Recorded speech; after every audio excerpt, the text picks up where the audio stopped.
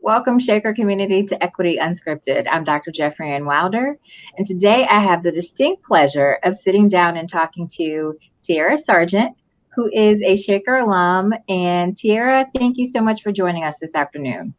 Thank you for having me. I'm excited to talk with you. I'm excited to talk to you too. I mean, we talk all the time. We work together pretty closely, given your placement in our newly formed DEI office. And I thought it'd be really great to talk to you about your experience here at Shaker, given that you graduated from Shaker, you're part of the Shaker community, now you work with Shaker and work with Shaker students. So tell us a little bit about yourself and your journey.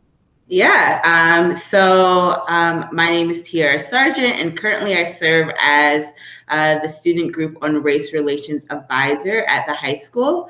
And so I actually grew up in the Moreland neighborhood. I grew up on Pennington, where lifelong friends were definitely met. And my family is originally from South Carolina, so that was really our first home in the Cleveland area. And so I went to Mercer and had great teachers. Mr. Florence came in, I think a little later during my Mercer journey, but I had Miss Hal Brown for the majority of my time at Mercer, and I loved and adored her. And I still see her in the community sometimes through my other work. And then, my overall Shaker experience was great. I think I was very fortunate to have so many Black teachers throughout my experience. At Mercer, I had Miss Harbison, who my family still keeps up with today. And then one of my favorite teachers, Miss Garrison at Woodbury. And I mean, the reason why I love Miss Garrison is because she was so real, and it was just like, I don't want to say a second mother, but like an auntie in the classroom. Like after school, we would listen to Mary J. Blige, and that was like, it was golden to me because that's what we listened to in my house. And then in the middle school, I had Mr. Lindsay wasn't directly my teacher, but he was my advisor for scholars. So he took us on a couple trips.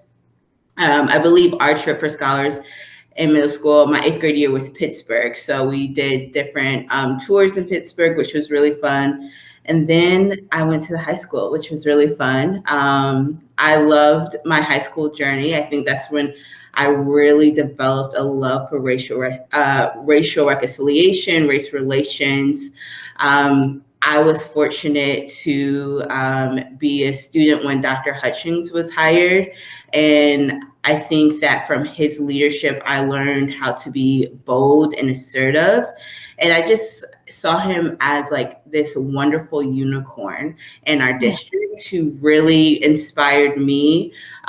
He too went to Hampton for a couple years. And then also Dr. Robinson, I had a very close relationship with her throughout high school, and still today, I feel like Dr. Robinson will be probably, if I'm in a crunch, someone I call. Like I remember my first year as the advisor, we didn't have a projector at the community center, and Dr. Robinson came to the rescue. So it was like those relationships that I like appreciated throughout my Shaker journey, and I still value today, and I still lean on those relationships. When I was interning in DC, I could talk to and have lunch with Dr. Hutchings, and he still poured so much wisdom into me. I can still text him today if I have ideas. So I think those relationships really helped me, and that's why I value mentorship so much, because it started in Shaker. I was definitely mentored throughout my whole journey in Shaker. I mean, even my guidance counselor, Miss Borso. At high school, I thought I had to be perfect. She was the one who taught me that you don't have to be perfect. And she was really the one that broke it down like, you're a kid and you should enjoy this ride. And I had so many tears in Miss Borso's office. And during my first year as a SGORR advisor, I still had tears in her office. So it's those like relationships that I probably value most in my Shaker journey. And that probably truly defines my Shaker journey, because it definitely is why I'm here today. Wow. I mean, that is so, and it's so heartwarming for you to talk about all these different people in the district who really played a huge in shaping the person that you are today. And I think it's really lovely that you actually are at the point now where you're paying that forward and you're working in the district as a SGORR advisor. But before we get to that, let's talk about your experience, like the bridge between graduating from Shaker in 2014 and your experience in college. So you mentioned earlier that Dr. Hutchings also went to Hampton, and you graduated from Hampton. Tell us why, how, and why you chose Hampton. And for those folks who are listening who don't know Hampton, Hampton is a historically Black college, university, HBCU, that's located in Virginia, and one of the finest, right? So tell us why. Oh, it is the finest. It's debatable, right? So I think if we ask Vice President Harris, what's the best HBCU? She went to a great college, but it's not the finest. Well, she would probably disagree respectfully. But tell us how and why you chose Hampton compared to some of the other schools that you were looking at that time. Yeah, I mean, I knew I was going to a historically Black college probably since kindergarten, because my father went to South Carolina State and my mom went to Morris College. So I grew up in an HBCU family, but it wasn't really until high school when I knew that I needed to go to an HBCU because I was like probably that Black girl who was called on to do everything in Shaker. And I was drained and I was like always going. And a lot of times I was in leadership positions and probably wasn't prepared to be in those leadership positions.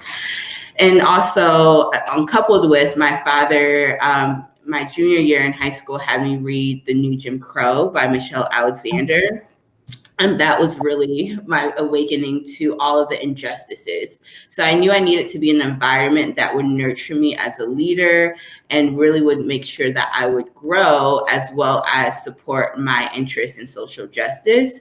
And so that's why I went to Hampton, and that was everything. And my guidance counselor and I still reflect on this. She did not want me to go to Hampton.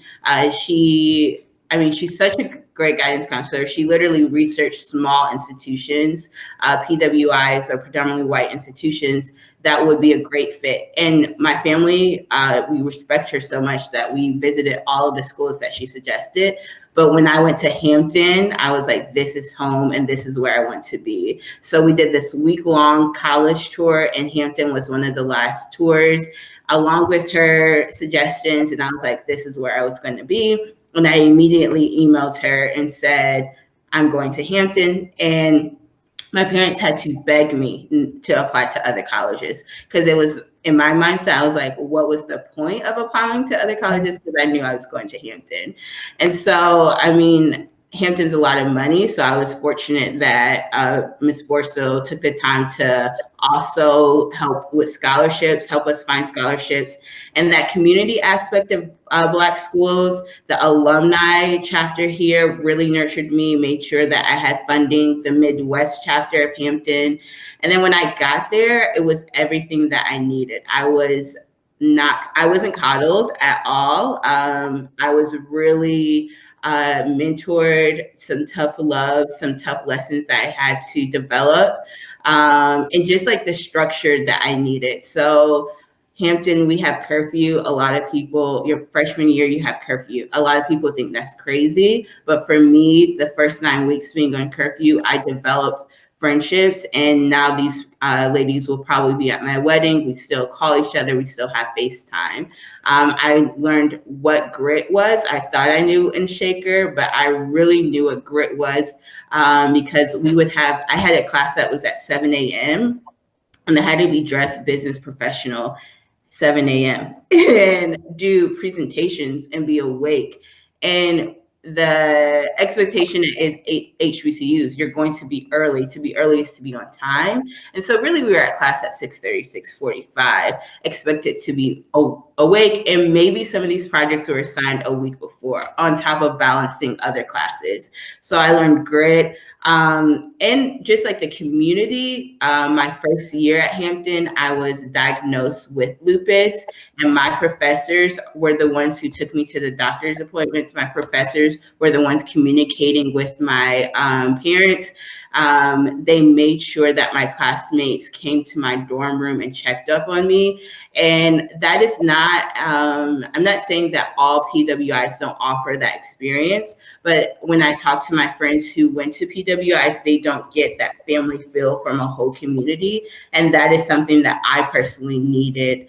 And yeah, so that is why I went to Hampton, and that's why I'm grateful for Hampton.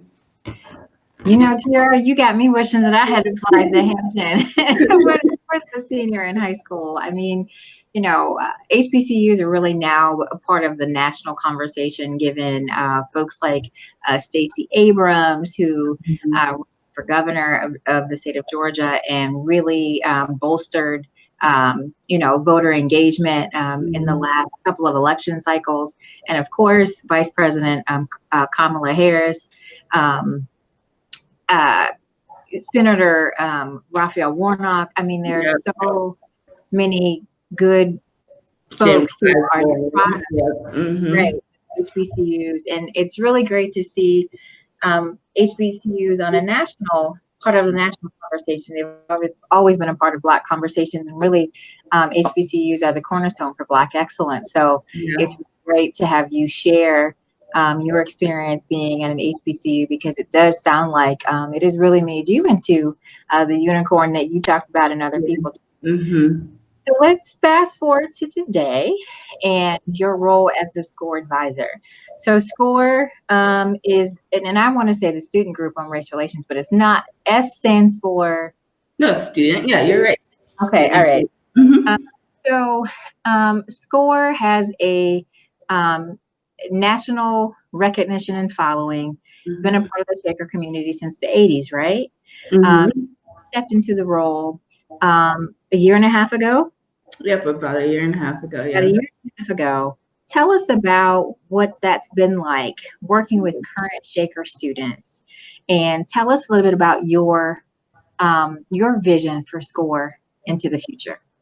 Yeah, I will say that I was shocked that I got a position. I didn't apply on a whim, but I just felt like I wasn't qualified to be the SGORR advisor. There's a legacy of advisors, Ms. Jaffe, who founded the organization. She was the advisor for over 20 years. And she really worked with students to develop this curriculum, develop partnerships with teachers. Then after her is a great Shaker alum, Hallie Bauer, who also taught in the district for a little while. And then Molly Knackley followed. And then two other teachers, Luke and then Sharita Hill. So I was just, when I'm fairly young, so I was like, why would they give this position to me? But it was the same people who I talked about from my Shaker journey who really pushed me and encouraged me to apply. And yeah, so when I got the position, I was just really excited. And SGORR grew a lot since I was in SGORR in high school. So instead of just going into the 4th and 6th grade classrooms, SGORR now goes into middle school, high school. They do a lot more community events. So I was really excited to see those elements of SGORR grow. And then my students are pretty amazing as well. So they really have like new innovative ideas that we weren't thinking about in the living room a couple years ago. So it's my hope and my vision in the next like 5 years that every high school student and the district will be able to experience SGORR in some capacity, whether if that's they select to be a member in SGORR.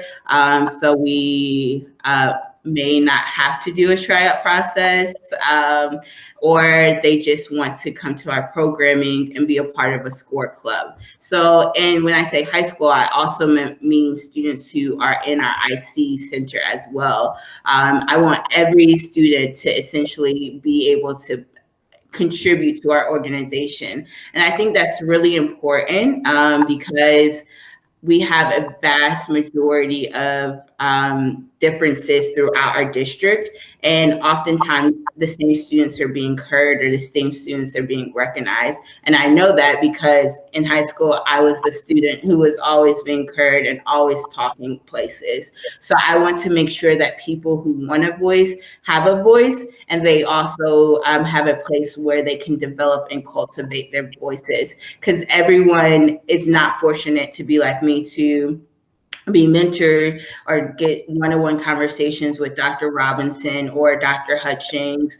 So how can their voices still be cultivated and amplified? And then the last thing is, I really hope for my students to be able to connect their passions to SGORR, because race relations really influences every element in society. So if a student is a part of the period club and is trying to advocate for feminine products, how can she connect that with race relations? And how can I support her in the period club? If a student is in the arts, how can he support that in race relations and maybe write a play about his experiences? So that's my vision so far for SGORR, that I hope can get executed soon in the next 5 years. That sounds really, really exciting. And I have to say, I have seen it up close and personal. You're doing a fantastic job as a SGORR advisor. And I don't know one student who would disagree with me. So last question. So Equity Unscripted is really about having these really informal conversations around equity within the district. Can you share with us, as we close out our conversation today, anything you want listeners to know about the importance of equity in Shaker? Yeah, I think that equity for people who are in power or privileged, you have to get uncomfortable to really seek true equity. So, for example, in SGORR, one of the great parts of it is that they do living room conversations. So they're going into each other's homes and crossing social boundaries, crossing the tracks, and that's uncomfortable for students. And I think what I've been learning over the past couple months is, yes, we want to seek and have Black and white friendships, but then when you have Black and white friendships, you can still stay in a state of comfortability, because I could be best friends with a white female, but that's still my comfort level. So seeking how can I be even more uncomfortable, and seeking not only equity, but justice, and stand in solidarity with minorities and people who are underprivileged. So I say, like, I encourage the Shaker community to really lean into being uncomfortable, because that is the only way, uncomfortable and a little radical. That is the real way that we are going to seek change, and that we will be able to sustain change, because it's not just your job, Dr. Wilder, for equity to be sought in the district. It's really the community coming together. Just gonna give you some snaps on that. Well said, Tiara. Thank you so much for joining me on this episode of Equity Unscripted. So Tiara Sargeant, Shaker alum, Hampton University alum, which, by the way, according to Tiara, is the finest HBCU in the land. So we're not going to dispute that today. Thank you so much for joining our conversation today, Tiara. Thank you. All right. Until next time, I'm Dr. JeffriAnne Wilder.